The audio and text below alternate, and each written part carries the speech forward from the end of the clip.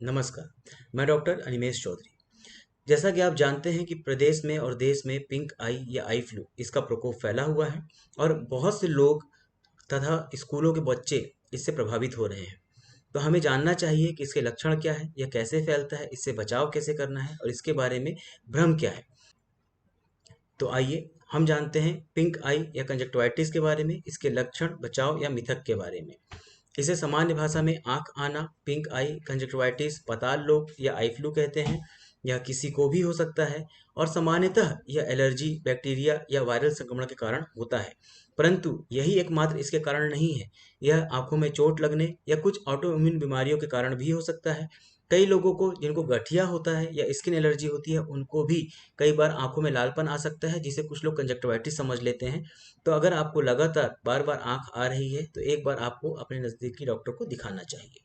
आपको ध्यान देना है कि यह कंजक्टाइवा का इन्फेक्शन है। कंजक्टाइवा आंखों के ऊपर जो सफ़ेद लेयर होती है, उस सफ़ेद लेयर के ऊपर आंसुओं की एक परत जैसी लेयर होती है, जिसे हम कंजक्टाइवा कहते हैं। पतली सी पन्नी जैसी या झिल्ली जैसी लेयर होती है। इसके ही इन्फेक्शन को हम कंजक्टिवाइटिस कहते हैं। यह काफ़ी दर्द भरा या खुजली भरा हो सकता है। अभी जो कंजक्टिवाइटिस फैला है वह सामान्यतः एडिनो वायरस के इन्फेक्शन के कारण है, पर इसमें भी 10% केस एलर्जी या बैक्टीरियल इन्फेक्शन के कारण है। इसमें क्या होता है कि संक्रमित व्यक्ति की आंखों से जो स्त्राव या सिक्रेशन निकलता है, उसके संपर्क में यदि आप आते हैं और उसको अपनी आंखों तक लेके जाते हैं तो आपको भी कंजक्टिवाइटिस की बीमारी हो सकती है। यह बात ध्यान रखना है कि यह दूषित वस्तुओं जैसे तौलिया, वॉश क्लॉथ या आंखों के मेकअप के संपर्क में आने से भी फैल सकता है। इसके सामान्य लक्षण क्या हैं? सबसे इंपॉर्टेंट, आंखें लाल, सूजी या चढ़ी हुई हो सकती हैं। आंखों से पानी या चिपचिपा पदार्थ निकल सकता है। कुछ केसेस में जैसे कि बैक्टीरियल कंजक्टिवाइटिस में आपकी आंखों से पुरुलेंट या पस जैसा पदार्थ भी निकल सकता है। आंखों में जलन या खुजली हो सकती है। प्रकाश के प्रति संवेदनशीलता बढ़ जाती है, जिसे हम फोटोफोबिया कहते हैं। सामान्य लाइट से भी आपकी आंखों में दिक्कत होती है। इसीलिए कंजक्टिवाइटिस के मरीजों को हम डार्क ग्लासेस या काला चश्मा लगाने के लिए बोलते हैं।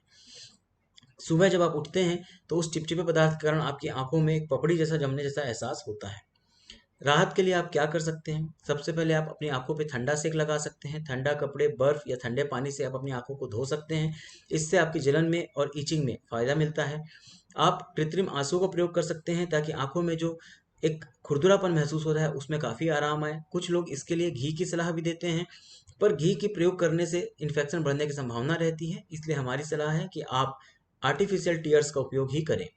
दर्द ज़्यादा है या खुजली ज़्यादा है तो आप पेन किलर और एंटी एलर्जिक की दवाई ले सकते हैं, पर निश्चित रूप से आपको इसके लिए एक बार अपने डॉक्टर से मिलना चाहिए।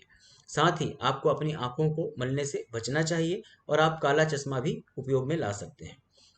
आपको कुछ चीज़ें कभी नहीं करना है, जैसे अपनी आंखों को रगड़ना या उंगलियों से साफ करना। यदि आपकी आंखों में इरिटेशन हो रहा है तो आंखों को पानी से धोइए और उसमें ठंडा सेक कीजिए। बार बार एक ही कपड़े से आंखों को साफ नहीं करना चाहिए। जैसे आपके पास एक रुमाल है, एक टॉवेल है, उसी से बार बार आंखों को साफ मत कीजिए। इससे इन्फेक्शन बढ़ने की संभावना होती है।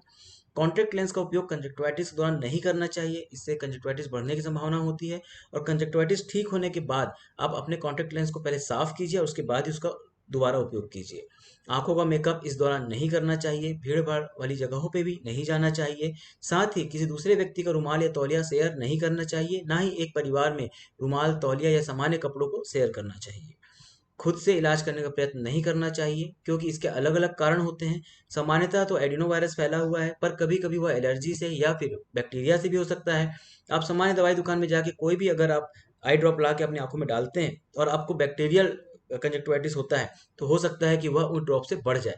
तो हमेशा अपने नज़दीकी डॉक्टर के पास जाना चाहिए और उससे ही इलाज लेके इलाज करवाना चाहिए।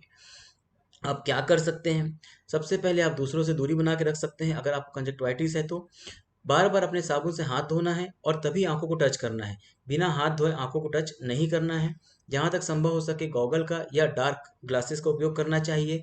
आंख साफ करने के लिए आई वाइप्स या गीली रुई से आंख साफ करना चाहिए और एक बार आंख आंख साफ करके उसको फेंक देना चाहिए। बार बार उसी वाइप्स या उसी रुई से आंख साफ नहीं करना चाहिए।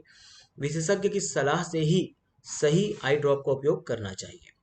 आपको यह बात ध्यान रखनी है कि यदि आप उचित देखभाल के साथ अपने आंखों का ध्यान रखते हैं तो वायरल कंजक्टिवाइटिस अपने आप 1 से 2 हफ्ते में ठीक हो जाता है।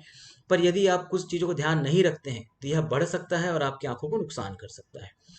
कुछ मिथक होते हैं कंजक्टिवाइटिस को लेके। एक मिथक होता है कि यदि किसी को आंख आई है तो उसकी आंखों में देखने से आई फ्लू फैल जाएगा।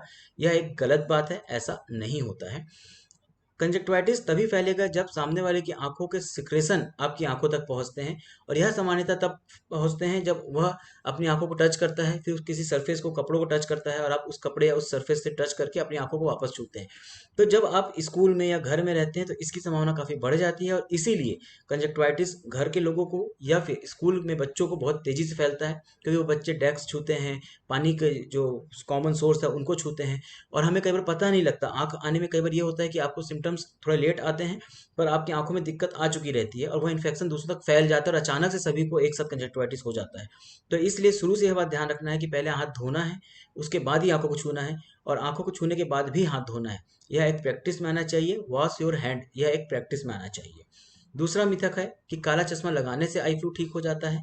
काला चश्मा आई फ्लू के इलाज में बहुत सहायक है, पर यह उसका ट्रीटमेंट नहीं है। काला चश्मा हम क्यों लगवाते हैं?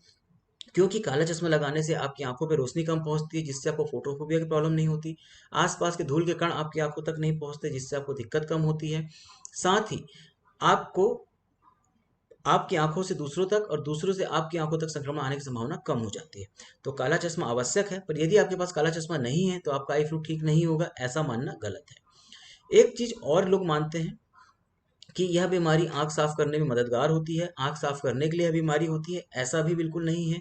यह वायरस से फैलने वाली बीमारी है, यह बैक्टीरिया या एलर्जी से भी फैल सकती है, और इसका इलाज आवश्यक है। यदि आप इसका इलाज नहीं करेंगे तो कई बार आंखों को नुकसान भी हो सकता है।